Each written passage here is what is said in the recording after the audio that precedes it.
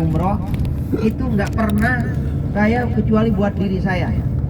Jadi umroh tuh merasa ada yang kurang aja, sa'inya kerasaan kurang, tawafnya, sehingga kita disempurnakan lagi dengan umroh kita yang kedua. Mudah-mudahan yang udah juga diterima oleh Allah, tapi supaya lebih mantep kita bikin lagi tuh umroh, bikin lagi.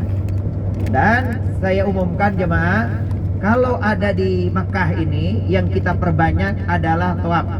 Jadi kalau berkesempatan ada di Mekah, maka sebisa mungkin kita tawaf. Apa sebabnya? Satu-satunya ibadah di dunia yang bisa hanya dilakukan di kota Mekah adalah tawaf. Kita nggak bisa pulang lagi ke Indonesia ibadah apapun.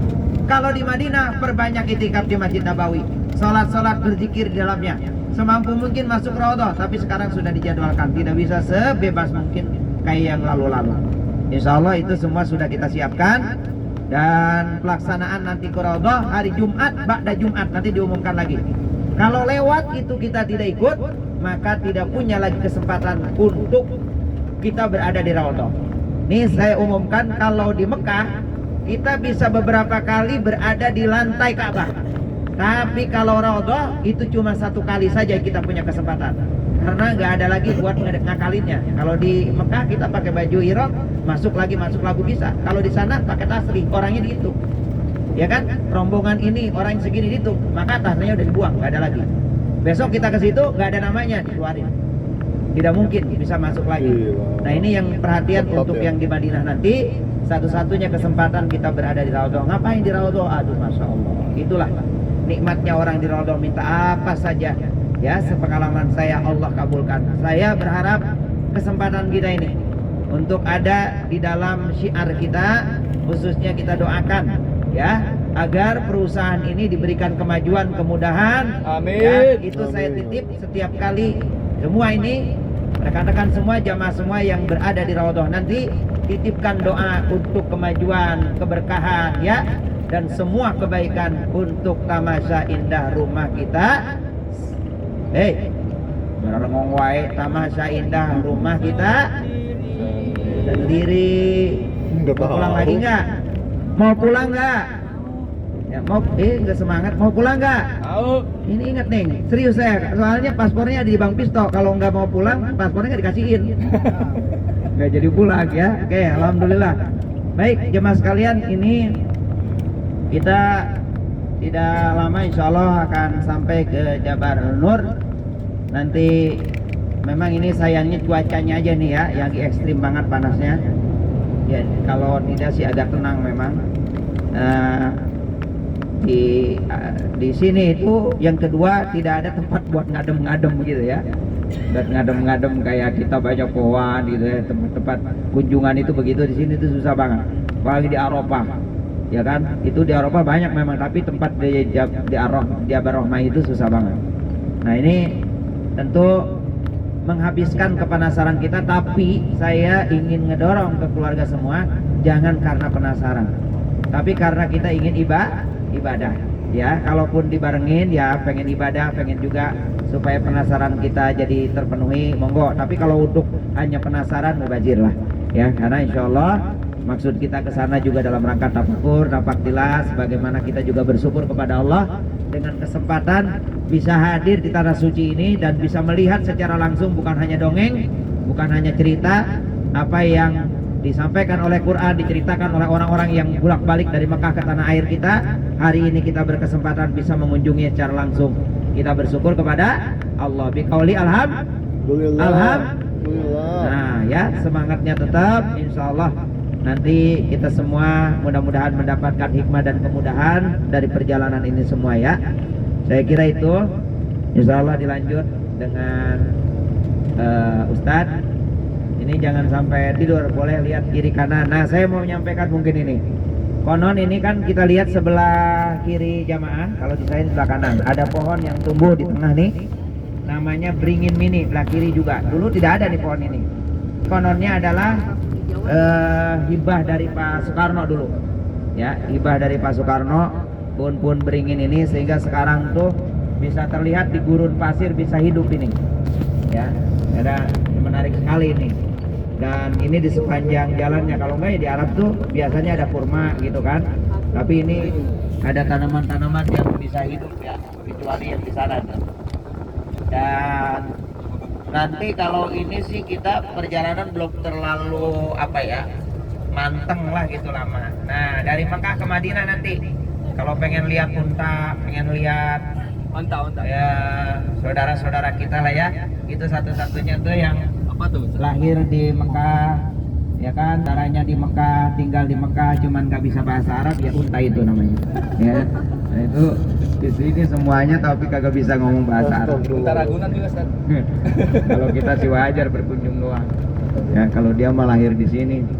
Tuh, alhamdulillah kita bisa lihat kalau ada yang ngumpul-ngumpul pohonan kayak di sana tuh, itu pohon kurma, perkebunan kurma. Sekarang ini sebagian ada yang sudah berbuah saja. Ada yang, jadi kurma itu memang nggak rata, ada yang masih kecil, tadi jalan ada tuh. Dan nanti kita akan ada di Madinah itu hitungan di hari Jumat apa Sabtunya ya, pengumuman terakhir di hari Sabtu. Nanti kita akan ada kunjungan di Madinah di tempat salah satunya adalah Jabal Pasar Kurma. Nah, barangkali kepala kita ini pasar kurma tuh kayak gimana gitu ya, apa kayak Keramat Jati apa kayak mana gitu, ntar kita lihat. Nah di situ hadirin bisa mencicipi jenis kurma yang ada di sini secara cuma-cuma ya, makan sampai kenyang pun nggak apa-apa, cuman kalau mau dibawa mesti dibayar gitu kalau mau bawa ya. Tapi kalau mau nyobain kurma kayak gimana aja itu halal hukumnya, apa namanya, kata yang punya begitu, halal, kalau bukan kata saya silahkan gitu. Baik, nanti kita akan lanjut insya Allah informasi-informasi ini. Demikian rekan-rekan dan jamaah sekalian yang saya muliakan, mohon maaf bila mana ada hal-hal yang tidak terduga dari ucapan saya ini ya, anggap bonus saja ya. Lanjut.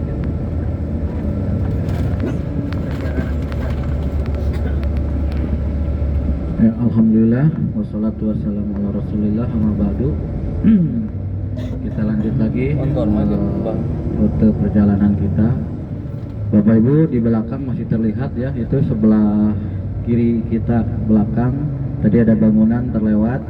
Yang belum tahu itu universitas apa? Ummul Qura. Mungkin sering dengar kita di Indonesia. Nah itulah universitasnya, jalan menuju ke Arafah. Jadi itu berada di luar tanah haram. Berada di luar tanah haram, sedikit sekitar setengah kilo itu terletak Universitas Ummul Qura. Kemudian di depan udah terlihat ada pang warna apa itu? Kuning apa merah? Kuning ya. Bidayah Arafat. Tuh, Arafat setar here katanya. Here Ustaz. Bidayah Arafat. Dihir katanya, dimulai Arafahnya itu dari sini Bapak Ibu ya. Nah, di depan. Nah, ini di depan sudah terlihat banyak ini ada pagar, kemudian di depannya ada toilet, WC laki-laki, perempuan. Ini artinya sudah masuk ke tanah Arafah. Nah, tanah inilah yang kalau di tanggal 9 Zulhijjah ini sangat-sangat bermakna. Setiap langkahnya itu, setiap jengkal tanahnya itu, disinilah kesahan suatu ibadah yang dinamakan ibadah haji. Al-Hajju Arafah. Haji itu adalah Arafah, wukuf di Arafah. Jadi kalau tidak wukuf di Arafah, walaupun hajinya haji plus, VIP, kalau tidak wukuf di sini maka tidak sah. Inilah yang sangat istimewa. Kapan ini istimewanya? Tanggal 9 Zulhijjah. Nah, seluas ini Bapak Ibu ya, nih ada tulisan kuning itu, set ke sana, berarti ini bukan. Nah, ini kalau yang ada haji koboi, haji backpacker, hati-hati. Arafah tanggal 9 itu di sini banyak orang. Kalau kita tidak tahu, nah ini kan ada lapangan nih, nanti biasanya dipakai parkir. Kita wukuf aja di sana, maka wukufnya tidak sah karena bukan dari bagian Arafah. Sahnya wukuf itu adalah harus di tempat tanah Arafah yang jelas tandanya itu batasan-batasannya. Dan kapan waktunya? Yaitu tanggal 9 Zulhijjah. Kalau bukan tanggal 9, bukan di tanah Arafah, maka hajinya tidak sah. Nah, kita akan mendekati lagi ke Padang Arafah ini. Nah, ini di atas terlihat ada rel kereta api. Nah, inilah kereta cepat yang menghubungkan antara Mekah, Muzdalifah, dan Mina, juga Arafah.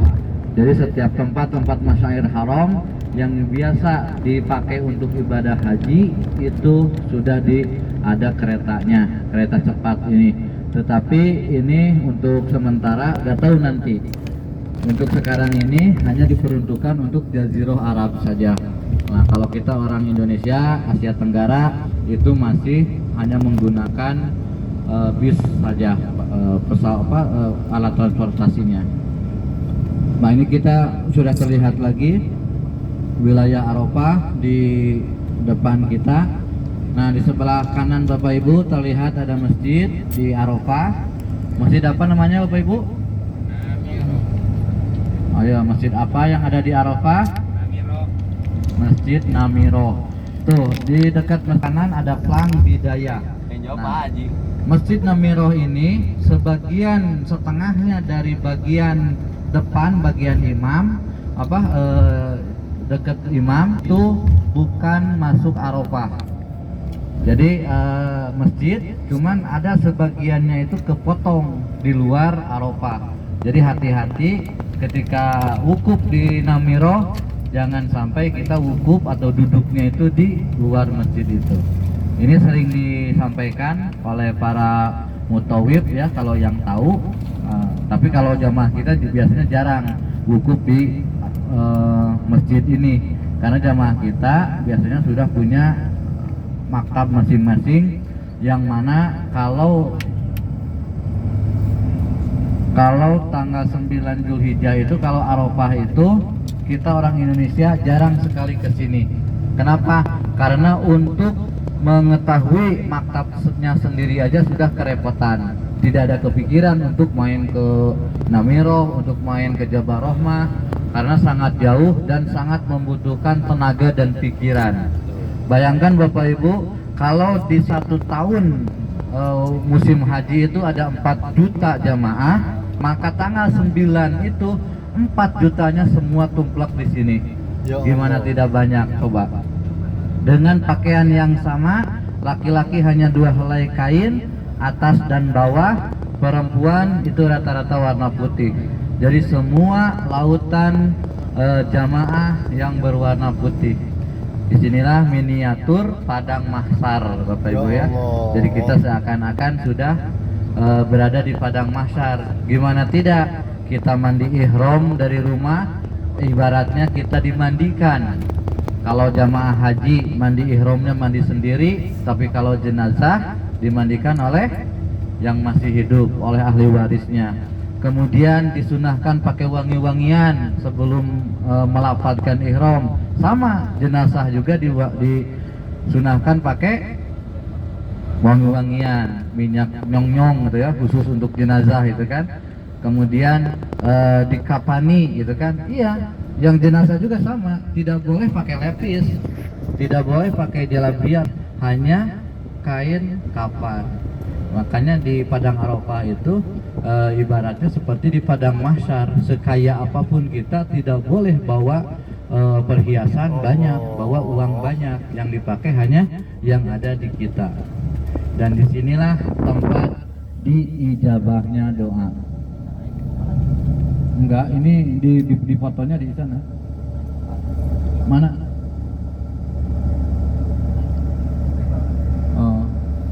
Oh iya, udah dibuka lagi sekarang.